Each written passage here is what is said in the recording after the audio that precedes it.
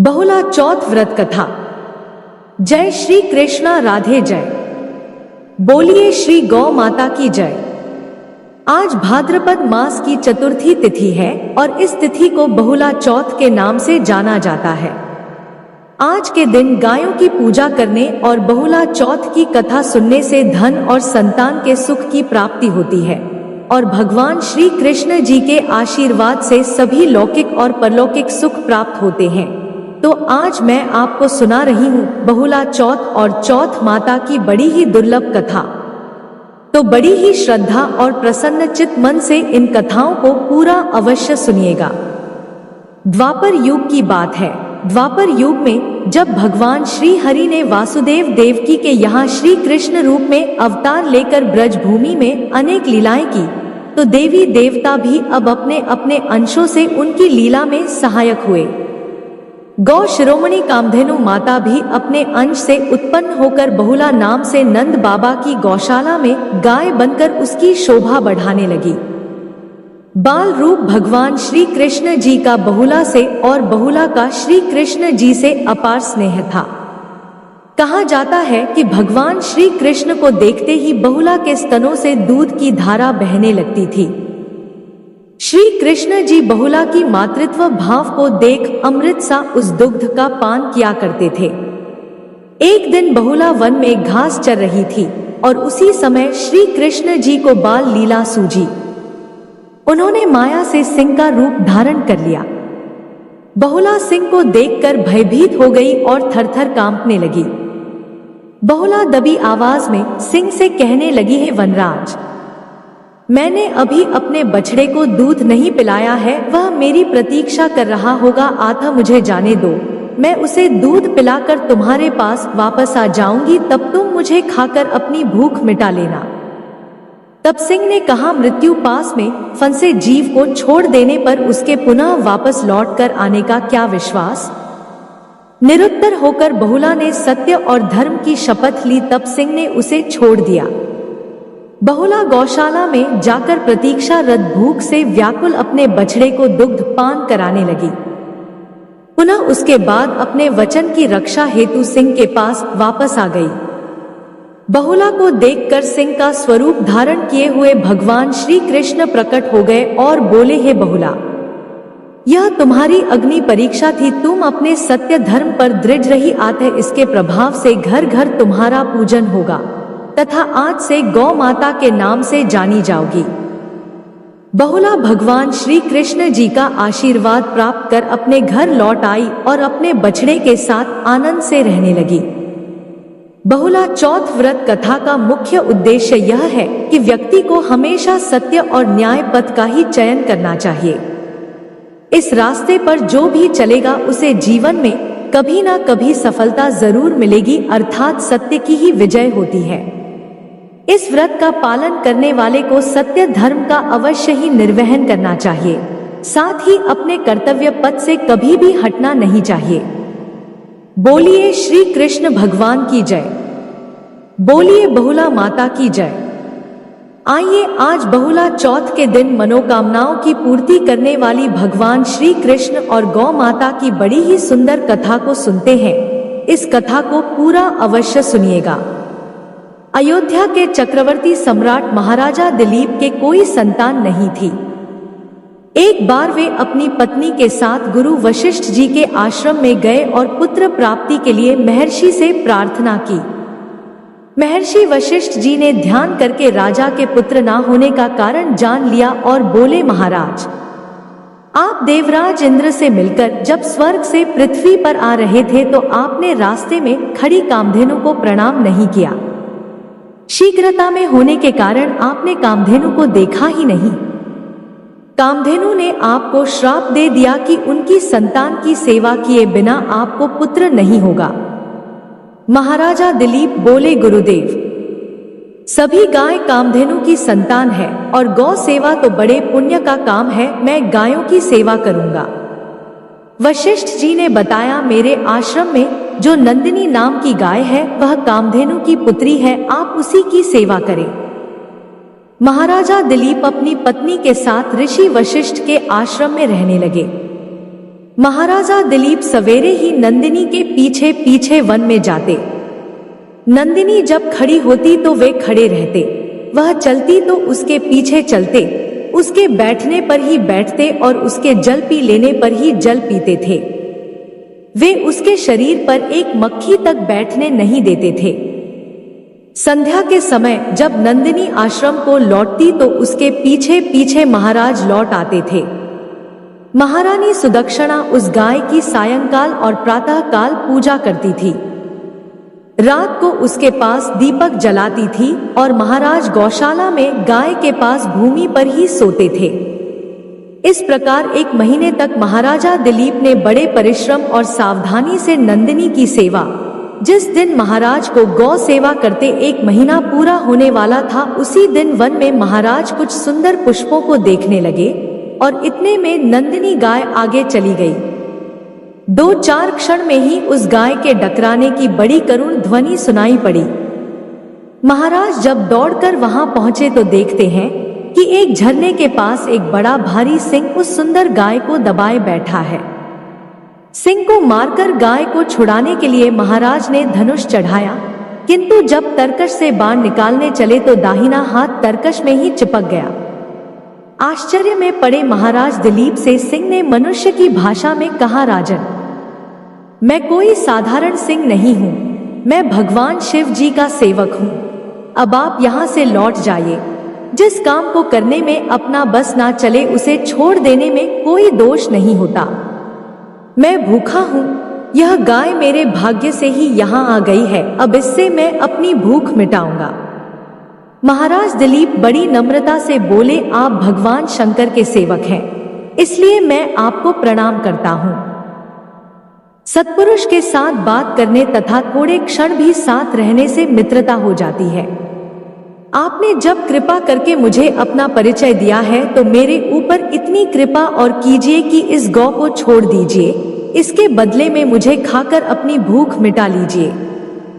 सिंह ने राजा को बहुत समझाया कि एक गाय के लिए चक्रवर्ती सम्राट को प्राण नहीं देना चाहिए, क्योंकि वे अपने गुरु को हजारों गाय दान कर सकते हैं और जीवन में हजारों गायों का पालन तथा रक्षा भी कर सकते हैं। किंतु महाराजा दिलीप अपनी बात पर अड़े रहे। एक शरणागत गौ महाराज के देखते देखते मारी जाए, इससे उसे बचाने में प्राण दे देना उन्हें स्वीकार था। अंत में सिंह ने उनके बदले गाय को छोड़ना स्वीकार कर लिया। तत्पश्चात महाराज का चिपका हाथ तरकस से छूट गया। उन्होंने धनुष और तरकस अलग रख दिया और सिर झुकाकर वे सिंह के आगे बैठ गए। महाराज दिलीप समझते थे कि अब सिंह उनके ऊपर कूदेगा और उन्हें फाड़कर खा जाएगा, परंतु उनके ऊपर तो आकाश से फूलों की वर्षा होने लगी। नंदिनी ने उन्हें मनुष्य की भाषा में पुकार कर कहा, महाराज आप उठिए, यहाँ कोई सिंह नहीं है, यह तो मैंने आपकी परीक्षा लेने के लिए माया दिखाई थी। अब आप पत्ते के दोने में दूह कर मेरा दूध पी लीजिए, आपके गुणवान तथा प्रतापी पुत्र होगा। महाराज उठे और उन्होंने उस कामधेनु गौ को प्रणाम किया। तत्पश्चात हाथ जोड़कर बोले, माता, आपके दूध पर पहले आपके बछड़े का अधिकार है, उसके बाद बचा दूध गुरुदेव का है। आश्रम लौटने पर गुरुदेव की आज्ञा से ही मैं थोड़ा सा दूध ले सकता हूँ। महाराज की गुरु भक्ति तथा धर्म प्रेम से नंदिनी और भी प्रसन्न हुई। शाम को आश्रम लौटने पर महर्षि वशिष्ठ जी की आज्ञा से महाराज ने नंदिनी का थोड़ा सा दूध पिया। समय आने पर महाराजा दिलीप के भगवान श्री कृष्ण और गौ माता की कृपा से परम प्रतापी पुत्र हुआ। बोलिए श्री राधा कृष्ण भगवान की जय, बोलिए गौ माता की जय, बोलिए। आइए अब मनोकामनाओं को पूरी करने वाली चौथ माता की कथा को सुनते हैं। कहते हैं, बहुला चतुर्थी के दिन चौथ माता और गणेश जी की कथा को अवश्य सुनना चाहिए। एक गांव में एक सेठ सेठानी रहते थे। उनके एक बेटा और बहू थे। बहू सबको भोजन करा के फिर स्वयं भोजन करती थी। एक पड़ोसन ऐसी भी थी जो रोज पूछती थी कि बहू आज खाने में क्या बनाया खाया। बहू कहती ठंडो बासी। एक दिन उसके पति ने ऐसा सुनकर विचार किया कि आज तो पकवान बनाए जाएं। फिर देखें कि मेरी पत्नी पड़ोसन से क्या कहती है। उसने तरह तरह के पकवान बनाए और घर के सभी लोगों ने एक साथ बैठकर भोजन किया। आज भी पड़ोसन ने पूछा तो बहू ने कहा ठंडो बासी। सेठ के लड़के ने सोचा हो ना हो कोई बात अवश्य है, इसलिए मेरी पत्नी ऐसा कहती है। उसने अपनी पत्नी से पूछा कि तुम रोज ठंडो बासी खाया ऐसा क्यों कहती हो, जबकि हम सभी एक साथ बैठकर कई तरह के पकवान खाए थे। तब उसकी पत्नी बोली, हम लोग जो कुछ भी खा रहे हैं वह बाप बूढ़ों की कमाई है। जिस दिन आप कमा कर लाओगे उस दिन मैं समझूंगी कि ताजा भोजन कर रही हूँ। अब एक दिन लड़के ने अपनी माँ से कहा, मैं एक बड़े शहर में कमाई करने जा रहा हूँ। माँ बोली, बेटा अपने पास इतना धन है कि चाहे जितना खाओ समाप्त नहीं होगा। माँ के मना करने पर भी बेटे ने स्वयं कमाने का दृढ़ निश्चय कर लिया और जाते समय पत्नी से कहा, मैं जब तक कमाकर बहुत सा धन लेकर ना आऊं तुम चूल्हे की आग मत बुझने देना। एक दिन चूल्हे की आग बुझ गई तो बहू मन ही मन घबराने लगी और विचार करने लगी, कहीं मेरे पति पर कोई संकट तो नहीं आन पड़ा। जल्दी से पड़ोस से आग लाकर चूल्हे में रख दूं, ऐसा विचार करके पड़ोस में गई। वहां पड़ोसन चौथ माता का व्रत पूजन कर रही थी। पड़ोसन ने कहा, थोड़ी देर में आकर आग ले लेना। बहू ने पड़ोसन से पूछा, आप यह व्रत क्यों करती हो, इससे क्या मिलता है? तब पड़ोसन ने कहा, चौथ माता के इस व्रत को करने से सौभाग्य और लक्ष्मी मिलती है तथा सभी मनोकामना भी पूरी होती है। अब बहू भी चौथ माता का व्रत करने लगी। दीवार पर चौथ माता बनाई और उस दिन घी गुड़ का चूरमा बनाकर रात्रि को चंद्रमा को अर्घ देकर भोजन करती है। ऐसा करते करते बहुत दिन व्यतीत हो गए। चौथ माता ने उस बहू के पति को सपना दिया कि साहूकार का बेटा तू जागता है कि सोता है? तेरी पत्नी बहुत तुझे याद कर रही है, घर जाकर उसकी चिंता मिटा। तू दुकान खोलकर बैठ जाना, आज तेरा हिसाब किताब चुकता हो जाएगा। अब तो चौथ माता ने जैसा कहा था वैसा ही हुआ। उसने घर जाने की तैयारी की और गाड़ी भर के धन दौलत लेकर चल दिया। रास्ते में एक बड़ा सा काला नाग फन फैलाए बैठा था और कहने लगा, आज तो मैं तुझे डसूंगा छोड़ूंगा नहीं, आज तेरी आयु पूरी हो गई है। सेठ ने लड़के से कहा, आज चौथ माता ने मुझे सपना दिया तो मैं पत्नी से मिलने घर जा रहा हूँ। वह मेरी प्रतीक्षा कर रही होगी और उसको मेरी चिंता भी हो रही होगी।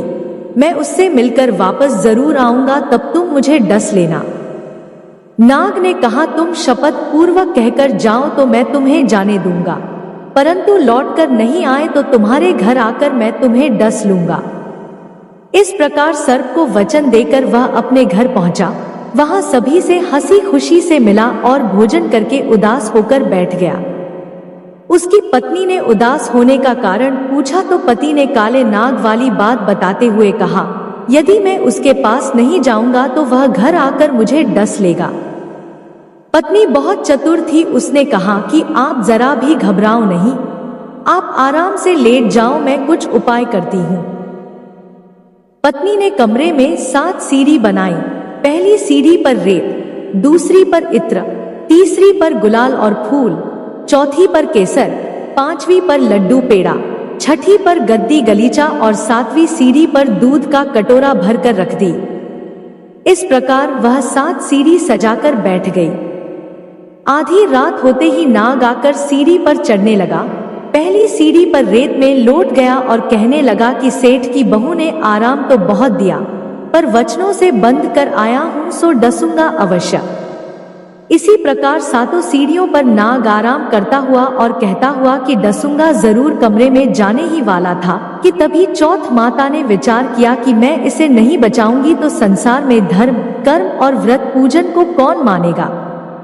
अब तो गणेश जी, चंद्रमा जी और चौथ माता ने उसे बचाने का विचार किया। चंद्रमा जी ने उजाला किया तथा चौथ माता ढाल बनी और गणेश जी ने तलवार लेकर नाग को मार दिया, उसके बाद ढाल से ढक दिया। अब बहू भी थकी हारी सो गई। दिन उगा तो लोग सेठ के बेटे से मिलने आए, परंतु बेटा बहू तो उठे ही नहीं थे। बहुत देर हो गई तो माँ उन्हें उठाने गई। माँ ने सातों सीढ़ियों पर जो कुछ देखा उससे वह बहुत घबरा गई और बेटा बहू को आवाज लगाई। बेटा बहू उठे तो देखा कि एक ढाल तलवार वहां पड़ी हुई है। अब ढाल उठाई तो वही काला नाग मरा हुआ पड़ा था। बेटा बहू ने सोचा कि आज तो धर्म कर्म की आड़ से भगवान गणेश जी और चौथ माता ने हमारी रक्षा की है। हे चौथ माता, आपने जैसे सेठ के बेटे बहू की रक्षा की वैसी सबकी रक्षा कीजिएगा। बोलिए चौथ माता की जय। बोलिए गौरी पुत्र गणेश भगवान की जय। आइए अब मनोकामनाओं की पूर्ति करने वाली बहुला चौथ की दूसरी कथा को सुनते हैं। कहते हैं इस कथा को सुनने से ही व्रत पूर्ण माना जाता है। एक बार देवी पार्वती जी ने भगवान श्री गणेश जी से पूछा कि हे पुत्र, भादो कृष्ण चतुर्थी को संकटनाशक चतुर्थी कहा गया है, अतः उस दिन का व्रत किस प्रकार किया जाता है और उसकी कथा क्या है, मुझे विधि पूर्वक समझाकर कहिए। गणेश जी ने कहा, हे माता, भादो की कृष्ण चतुर्थी सब संकटों की नाशक, विविध फलदायक एवं संपूर्ण सिद्धियों को देने वाली है। श्री कृष्ण जी कहते हैं कि हे युधिष्ठिर पुत्र की ऐसी बात सुनकर पार्वती जी ने उनसे पूछा कि आहार एवं पूजन में क्या विशेषता है, उसे कहिए। तब गणेश जी माता पार्वती को बहुत ही दुर्लभ कथा सुनाते हुए कहते हैं, हे माता, पूर्व काल में नल नामक एक पुण्य आत्मा और यशस्वी राजा हुए। उनकी रूपशालिनी रानी दमयंती नाम से प्रसिद्ध थी। एक बार उन्हें शापग्रस्त होकर राज अच्युत होना पड़ा और रानी के वियोग में कष्ट सहना पड़ा। तब उनकी रानी दमयंती ने इस सर्वोत्तम व्रत को किया। पार्वती जी ने पूछा कि हे पुत्र, दमयंती ने किस विधि से इस व्रत को किया और किस प्रकार व्रत के प्रभाव से 3 महीनों के अंदर ही उन्हें अपने पति से मिलने का सौभाग्य प्राप्त हुआ। इन सब बातों को आप मुझे बताइए। श्री कृष्ण जी ने कहा, हे युधिष्ठिर, पार्वती जी के ऐसा पूछने पर बुद्धि के भंडार गणेश जी ने जैसा उत्तर दिया उसे मैं कह रहा हूं, आप भी सुनिए। श्री गणेश जी कहते हैं कि हे माता, राजा नल को बड़ी बड़ी आपदाओं का सामना करना पड़ा। हाथी खाने से हाथी और घुड़साल से घोड़ों का अपहरण हो गया। डाकुओं ने राजकोष लूट लिया और अग्नि की ज्वालाओं से घिरकर उनका माल भस्म हो गया। राज्य को नष्ट करने वाले मंत्री लोगों ने भी उनका साथ छोड़ दिया। राजा जुए में सब कुछ गवा बैठे और उनकी राजधानी भी उनके हाथ से निकल गई। सभी ओर से निराशा और असहाय होकर राजा नल वन में चले गए।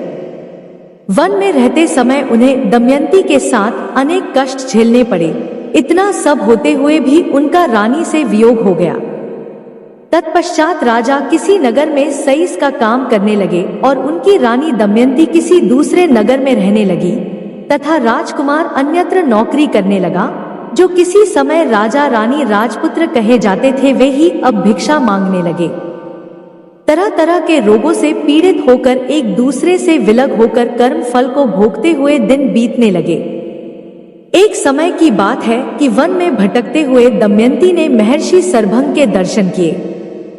उसने उनके पैरों पर नतमस्तक हो हाथ जोड़कर पूछा कि हे ऋषिराज, मेरा अपने पति से कब मिलन होगा और किस उपाय से मुझे हाथी घोड़ों से युक्त घनी आबादी वाली नगरी मिलेगी? मेरा भाग्य कब लौटेगा? हे मुनिवर, आप निश्चित रूप से बताइए। श्री गणेश जी कहते हैं कि दमयंती का यह उत्तम प्रश्न सुनकर सरभंग मुनि ने कहा कि हे दमयंती, मैं तुम्हारे कल्याण की बात बता रहा हूँ, उसे ध्यानपूर्वक सुनो। इससे घोर संकट का नाश होता है और यह सब कामनाएं पूर्ण करने वाला एवं शुभदायक है। भादो मास की कृष्ण चतुर्थी संकटनाशन कही गई है।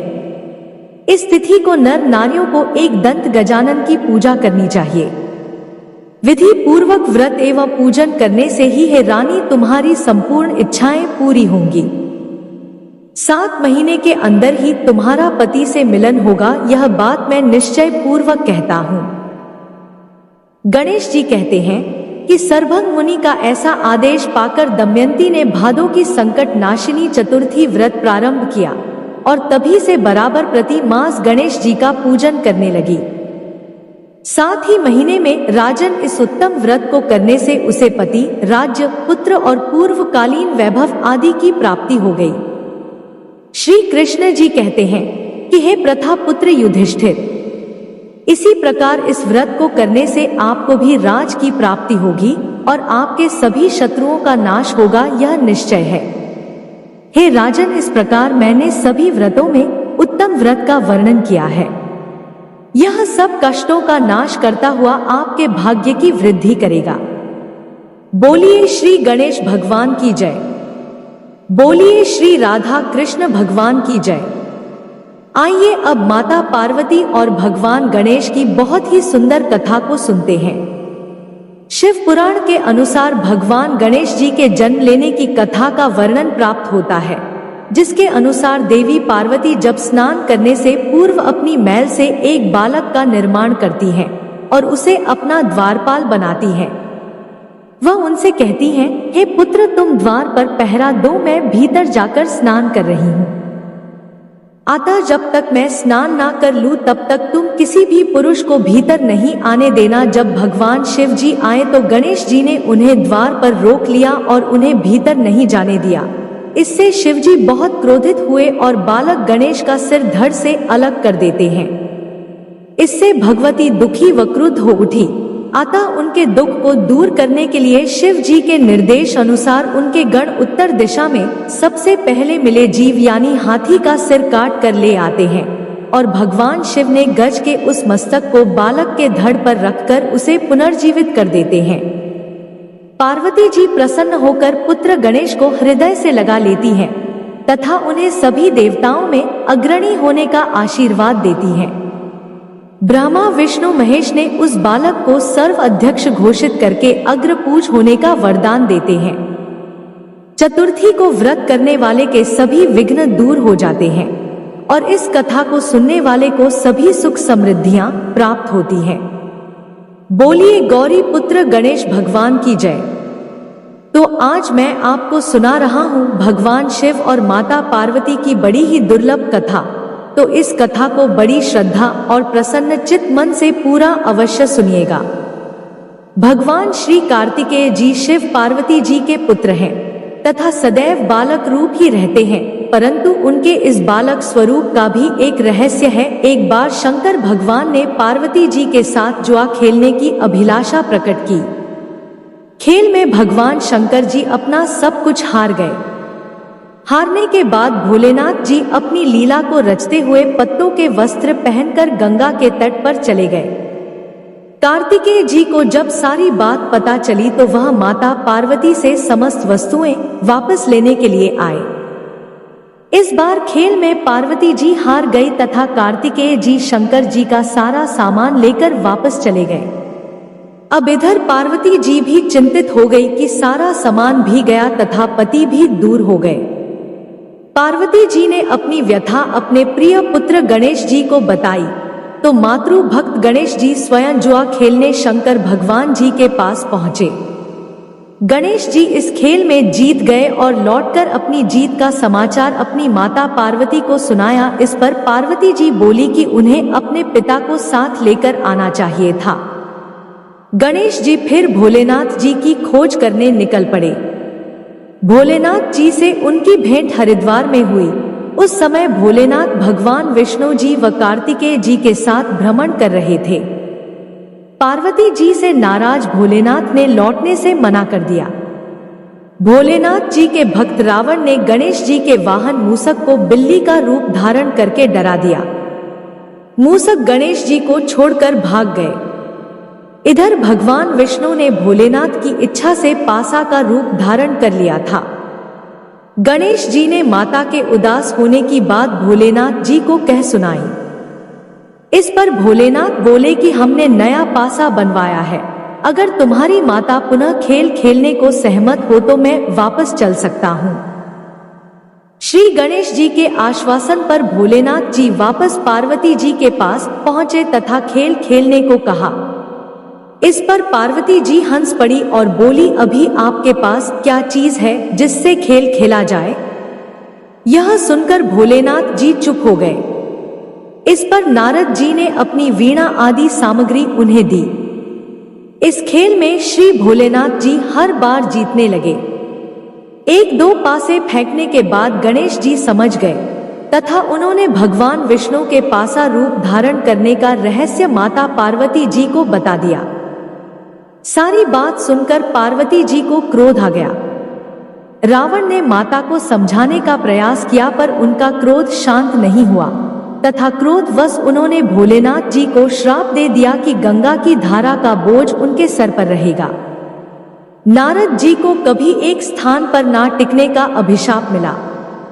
भगवान विष्णु जी को श्राप दिया कि यही रावण तुम्हारा शत्रु होगा तथा रावण को श्राप दिया कि विष्णु ही तुम्हारा विनाश करेंगे। कार्तिकेय जी को भी माता पार्वती जी ने कभी जवान ना होने का श्राप दिया। इस पर सर्व जन चिंतित हो उठे। तब नारद जी ने अपनी विनोदपूर्ण बातों से माता का क्रोध शांत किया तो माता ने उन्हें वरदान मांगने को कहा। नारद जी बोले कि आप सभी को वरदान दे तभी मैं वरदान लूंगा। पार्वती जी सहमत हो गई। तब भगवान शंकर जी ने कार्तिक शुक्ल के दिन जुए में विजय रहने वालों को वर्ष भर विजय बनाने का वरदान मांगा। भगवान विष्णु जी ने अपने प्रत्येक छोटे बड़े कार्य में सफलता का वर मांगा, परंतु कार्तिकेय जी ने सदा बालक रहने का ही वर मांगा तथा कहा, मुझे विषय वासना का संसर्ग ना हो तथा सदा भगवत स्मरण में लीन रहूं। अंत में नारद जी ने देवर्षि होने का वरदान मांगा। माता पार्वती जी ने रावण को समस्त वेदों की सुविस्तृत व्याख्या देते हुए सबके लिए तथास्तु कहा।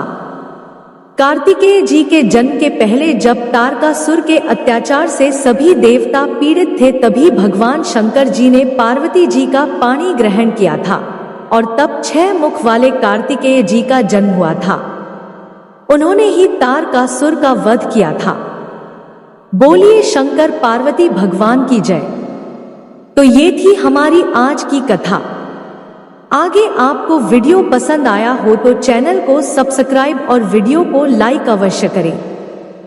मिलते हैं फिर एक नई कथा के साथ। तब तक के लिए जय श्री कृष्णा राधे।